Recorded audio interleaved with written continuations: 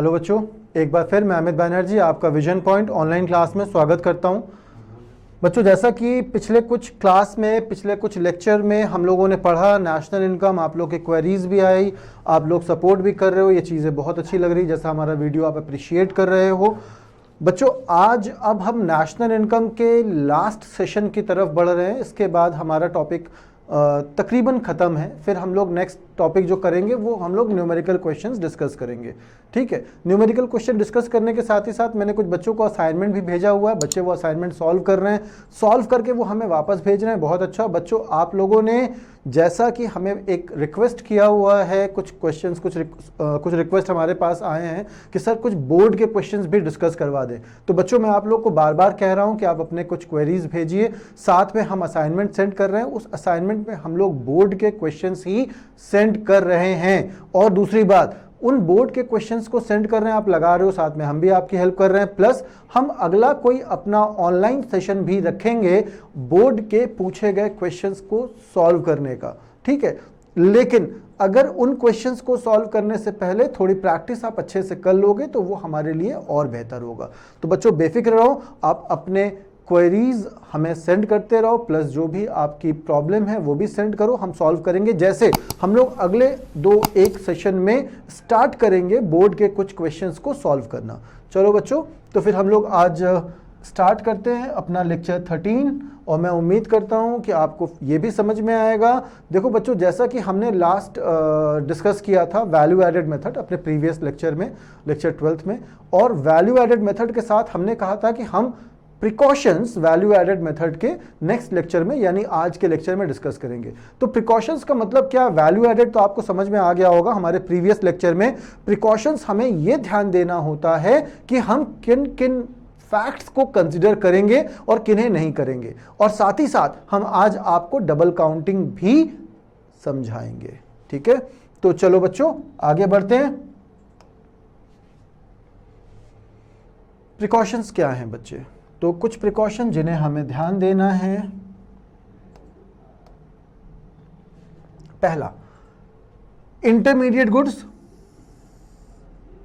मैं उम्मीद करता हूं मैं नेशनल इनकम के लास्ट टॉपिक पे हूं, लास्ट लेक्चर पे हूं, और मुझे कोई अभी इंटरमीडिएट गुड्स पूछेगा नहीं, क्योंकि हम सबको पता है इंटरमीडिएट गुड्स क्या होते हैं। ठीक है, तो intermediate goods are not to be included in national income. ठीक है, इंटरमीडिएट गुड्स को क्या करेंगे, हम इंक्लूड नहीं करते हैं। Since such goods are already included in value of final goods.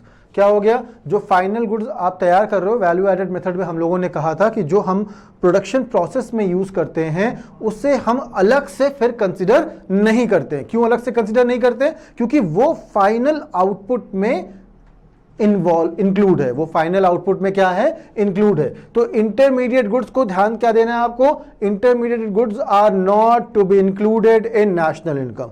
हो गया। दूसरा प्रिकॉशन क्या है, sale and purchase of second hand goods.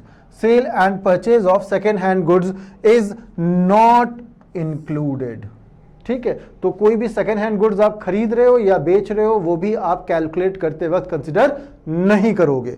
ठीक है, as they were included in year which they were produced and do not added to current flow of goods and services। कहने का मतलब क्या है, सेकेंड हैंड गुड्स, आप कोई car खरीद रहे हो 2020 में, तो भाई मेरे 2020 की कार अगर है तो वो आज आप अगर सितंबर में, इस अक्टूबर में इस गुड्स को परचेज कर रहे हो तो जाहिर सी बात है वो कुछ दिन, कुछ महीने, कुछ साल पहले प्रोड्यूस हुई होगी।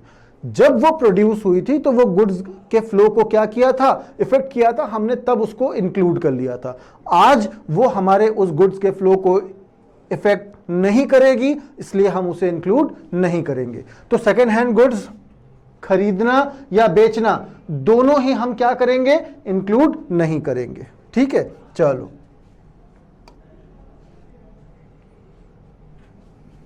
लेकिन हाँ, ध्यान देने की एक बात और भी है कि सेकेंड हैंड गुड्स को तो हम लोग इंक्लूड नहीं करते, सेकेंड हैंड गुड्स को तो हम लोग इंक्लूड नहीं करते, लेकिन इस सेकेंड हैंड गुड्स की खरीद या बेचने पर जो ब्रोकरेज या कमीशन दिया गया है वो इंक्लूड किया जाएगा। जैसे however any commission or brokerage on sale और purchase of such goods will be included in national income as it is productive service. ठीक है, तो आप सेकेंड हैंड गुड्स की खरीद या बेचने को तो इंक्लूड नहीं करते, लेकिन इस पे दिए गए कमीशन या ब्रोकरेज को क्या करते हो, इंक्लूड करते हो। ठीक है, फिर आगे बढ़ते हैं। Production of service for self consumption are not included. ठीक है, देखो बच्चों, production of service for self consumption क्या होता है? पहले चीज मैं आपको ये समझा दूं, हाउसवाइफ्स होती हैं, हाउसवाइफ भी क्या कर रहे हैं, वो घर पे काम कर रहे हैं, लेकिन क्या उस काम के बदले में वो सैलरी चार्ज करते हैं? क्या वो हाउस होल्ड वाइफ्स जो हैं वो काम घर में करने के बदले में सैलरी चार्ज करते हैं? या आपने किचन गार्डनिंग की हुई है और उस किचन गार्डनिंग के लिए क्या आप अपने यूज के लिए करते हो या उसको बेचने के लिए करते हो? जाहिर सी बात है अपने यूज के लिए करते हैं। तो ध्यान देना, ऐसे कुछ सर्विसेज जैसे किचन गार्डनिंग हुई, हाउसवाइफ जो भी सर्विसेज प्रोवाइड कर रही हैं अपने अपने घर में, तो उनको भी हम इंक्लूड नहीं करते। तो production of services for self consumption are not included. Domestic service like service of housewives, kitchen gardening etc. are not included in national income since it is difficult to measure their market value। ठीक है, क्योंकि उनका purpose क्या है? उनका purpose उसे cell करना तो है नहीं और ना ही वो सैलरी चार्ज कर रहे हैं, तो हम इसे कैलकुलेट नहीं कर सकते। तो होता क्या है, वो हम इंक्लूड नहीं करेंगे। ठीक है,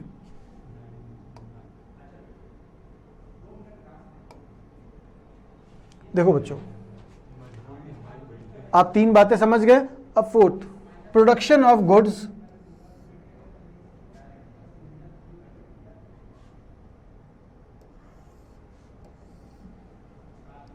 for self consumption will be included in the national income as they contribute to the current output. Their value is to be estimated or imputed as they are not sold in the market।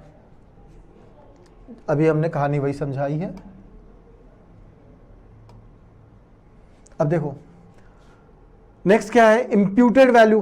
कहने का मतलब क्या है कि अगर कोई imputed value है तो वो हम लोग क्या करेंगे, कंसिडर करेंगे। तो imputed value of owner occupied houses should be included.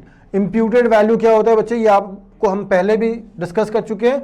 People who live in their own house do not पे any rent but they enjoy housing services similar to those people who stay in rented houses. Therefore value of such housing services is estimated according to market rent of similar accommodation. Such an estimated rent is known as imputed rent। कहने का मतलब क्या है मेरे भाई, मान लो मैं अपनी ऑफिस चला रहा हूं, मेरा अपना घर है, मैं अपना ऑफिस चला रहा हूं, मेरा अपना घर है, और मेरा अपना घर है तो मुझे किराया तो देना नहीं पड़ रहा है कि मैं खुद को किराया दे रहा हूं, नहीं। अगर ये ऑफिस मैं अपने घर की बजाय किसी और जगह पे लेता या स्टार्ट करता तो शायद मुझे वहां का रेंट देना पड़ता, मान लो 10,000 पर मंथ, मान लो 10,000 पर मंथ। तो अगर मुझे वहां का रेंट 10,000 पर मंथ देना पड़ता, वो सेफ हो गया। क्यों? क्योंकि मैं अपने ही घर में ऑफिस चला रहा हूं। वो सेफ क्यों हो गया? क्योंकि मैं अपने ही घर पे ऑफिस चला रहा हूं। तो वो जो 10,000 का रेंट हम कैलकुलेट कर रहे हैं, अगर हम किसी और जगह चला रहे होते तो उस कैलकुलेशन को हम क्या कहते हैं, इम्प्यूटेड रेंट, या उस कैलकुलेशन को हम क्या कहते हैं, इम्प्यूटेड। तो रेंट हो गया, या मान लो कोई सैलरी मैं अपने जो मैनेजरियल वर्क है वो मैं खुद कर रहा हूं अपने ऑफिस में, ठीक है, अकाउंट्स में खुद मैनेज कर रहा हूं अपने ऑफिस में। तो हो क्या रहा है, मैं वही चीज अपने किसी एम्प्लॉय को रखता, वो एम्प्लॉय को सैलरी देता, मान लो 15,000 पर मंथ देता, वो पैसा मेरा बच गया, वो पैसा बच गया तो वो क्या हुआ, इम्प्यूटेड अमाउंट। तो इम्प्यूटेड कोई भी कैलकुलेशन होगा उसे हम क्या करेंगे, इंक्लूड करेंगे। क्या करेंगे, इंक्लूड करेंगे। फिर आगे बढ़ते हैं।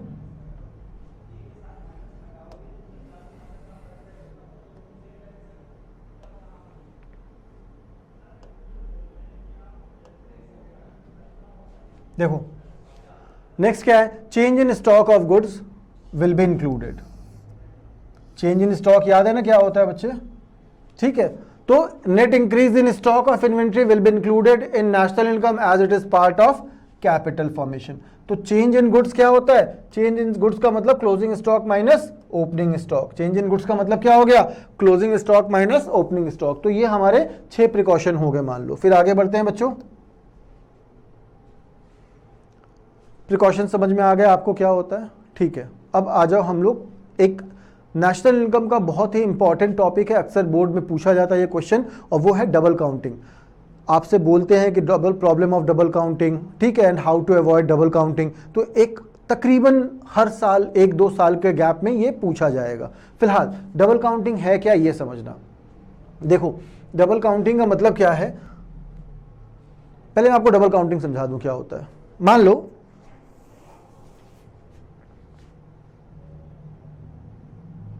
in measuring the national income, the value of only final goods and services is to be included. However, the problem of double counting arises when value of intermediate goods is also included along with the final goods. कहने का मतलब क्या है बच्चे समझना।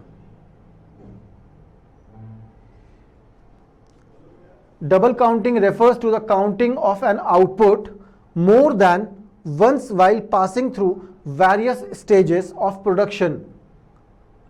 Commodity passes through various stages of production before reaching the final stage. When value of commodity is taken at the each stage, it is likely to include the cost of input more than once. This is leads to double counting. कहने का मतलब क्या है? कहने का मतलब ये है कि जैसे मान लो मैं आपको एक एग्जांपल बताऊं कि आपके पास एक फार्मर है, आपके पास नहीं, एक फार्मर है, ठीक है। अब ये फार्मर क्या कर रहा है? Sells wheat. कितने का बेचा? फॉर 500 का बेचा। कितने का बेचा? 500 का बेचा। किसको बेचा?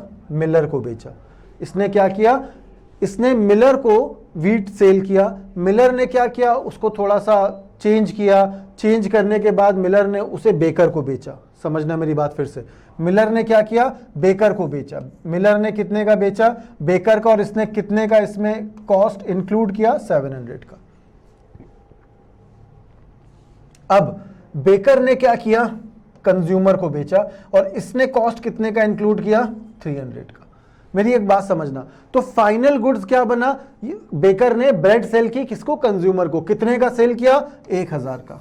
अब मेरे बच्चों ये जो इसमें इंटरमीडिएट गुड्स यूज हो रहे हैं, इसमें जो इंटरमीडिएट गुड्स यूज हो रहे हैं, क्या यूज हो रहा है? वीट यूज हो रहा है और क्या यूज हो रहा है? फ्लोर यूज हो रहा है, ठीक है। तो वीट और फ्लोर को हम अलग से कैलकुलेट नहीं करते कि भाई 1000 का आपका ब्रेड बना, उसमें इतने का वीट लगा, उसमें इतने का फ्लोर लगा, नहीं। जो इंटरमीडिएट गुड्स है उसको हम क्या करते हैं? किनारे कर देते हैं। लेकिन अगर आपने इंटरमीडिएट गुड्स की भी काउंटिंग कर ली, कैलकुलेशन कर लिया फाइनल गुड्स में, तो ये कहलाता है डबल काउंटिंग। ये क्या कहलाता है? Double counting. तो बच्चों अब एक बात समझना, वैल्यू ऑफ आउटपुट क्या है? Value of output wheat. तो इसमें वैल्यू ऑफ इनपुट क्या है? कुछ भी नहीं है, 0। वैल्यू ऑफ आउटपुट क्या है? 700। और वैल्यू ऑफ इनपुट कितना है? 500। और कितने का वैल्यू एडेड हुआ? वैल्यू एड हुआ 200 रुपए का। वैल्यू एड क्या हुआ? 200 रुपए का। ब्रेड में क्या हुआ? इनपुट 1000, आउटपुट 1000 रुपए का, इनपुट 700 रुपए का, और वैल्यू ऐड कितने का हुआ? 300 रुपए का, ठीक है। तो बच्चे वैल्यू ऐड हो रहा है, वो आपको पता है कि जब भी हम एक फॉर्म चेंज करते हैं तो उसकी प्राइस में कुछ, कीमत में कुछ क्या होती है? बढ़ती है। वो जो इंक्रीज हो रही कीमत, वो हमारा क्या कहलाता है? Value added. और डबल काउंटिंग क्या कहलाता है? जब फाइनल गुड्स में, जब फाइनल प्रोडक्शन में आपने इंटरमीडिएट गुड्स की कॉस्ट को इंक्लूड कर दिया अलग से, आपने इंटरमीडिएट गुड्स की कॉस्ट को इंक्लूड कर दिया अलग से, तो वो कहलाती है डबल काउंटिंग। क्या कहलाती है? Double counting. चलो आगे बढ़ते हैं।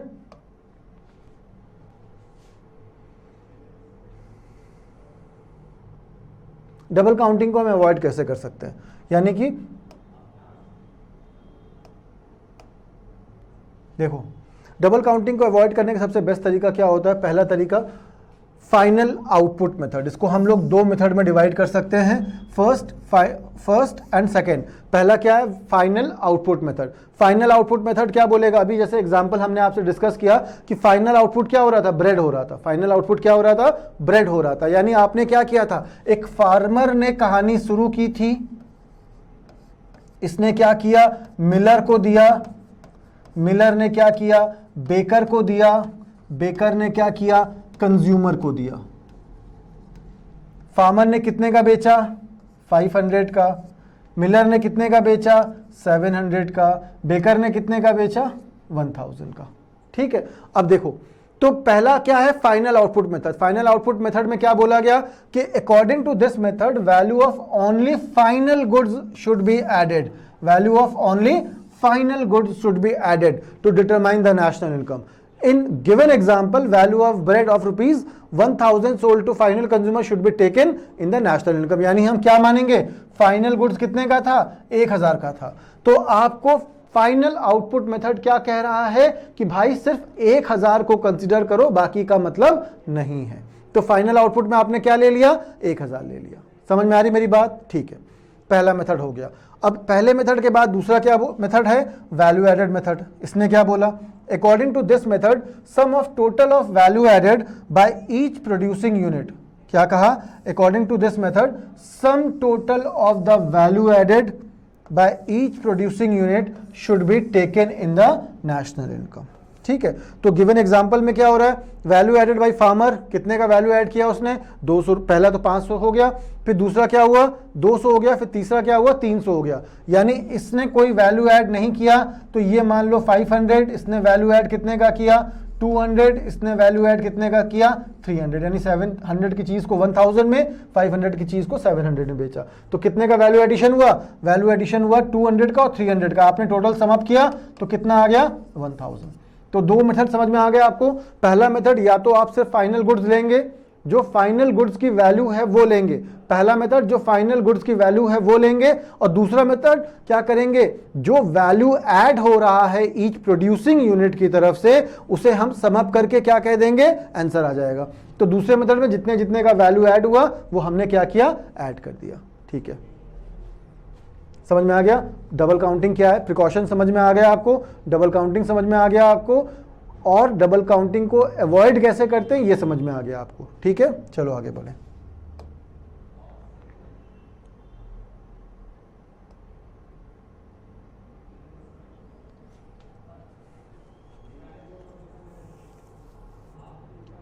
तो बच्चों फिलहाल आज हम लोगों ने नेशनल इनकम खत्म कर लिया। अब जो अगले लेक्चर होंगे उसमें हम लोग कुछ न्यूमेरिकल क्वेश्चंस सॉल्व करेंगे, और न्यूमेरिकल क्वेश्चंस को सॉल्व करने के साथ ही साथ हम लोग क्या करेंगे, जब न्यूमेरिकल क्वेश्चन सॉल्व कर लेंगे कुछ बोर्ड के क्वेश्चंस भी अकॉर्डिंगली साथ में करते चलेंगे। ठीक है, तो फिलहाल हम लोग लास्ट टॉपिक पे आते हैं बच्चे। तो sum of value added is equal to sum of factor income. ठीक है, चलो ये बात तो समझ में आ गई।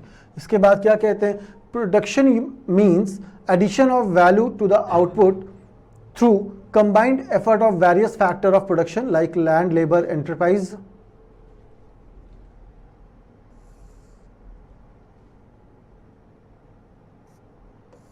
देखो कुछ टर्म है, इनको साथ में आपको हम समझाने की कोशिश कर रहे हैं। कहने का मतलब क्या है, बस सीधी सी एक बात समझ लेना, production means addition of value to the input through combined effort of various factor production. यानी जो आपने अलग अलग फैक्टर ऑफ प्रोडक्शन यूज किया हुआ है, जैसे कि लैंड, लेबर, कैपिटल, एंटरप्राइज।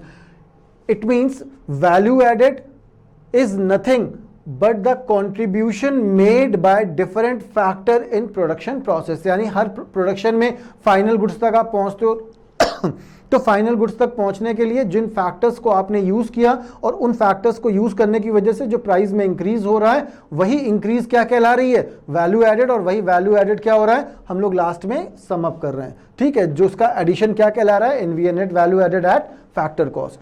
दूसरी बात क्या हुआ, so every individual factor has a right to get back a share for the value added to the input.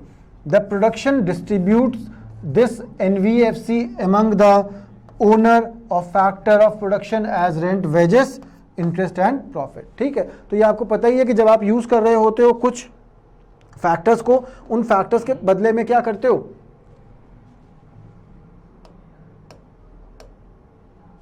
उन फैक्टर्स के बदले में आप क्या कर रहे हो, जब आप फैक्टर्स यूज कर रहे हो तो उसके बदले में रेंट, इंटरेस्ट या प्रॉफिट का पार्ट देते हो। So it is rightly said the sum of value added is equal to sum of factor income. ठीक है, तो एक टर्म है, कभी कभी पूछा जाता है, इसको आप अलग से एक नोट्स में प्रिपेयर कर सकते हो, प्रिपेयर करके क्या कर सकते हो, आप आंसर लिख सकते हो। फिलहाल बच्चों आज की हम लोग की क्लास यहीं पे हम लोग एंड करेंगे, क्योंकि इस क्लास के बाद अब क्या है, हम लोग नेक्स्ट लेक्चर पे नेशनल इनकम का सारा मसला थ्योरेटिकल हो गया, इनकम मेथड आप डिस्कस कर चुके हो, वैल्यू एडेड मेथड आप डिस्कस कर चुके हो, एक्सपेंडिचर मेथड आप डिस्कस कर चुके हो।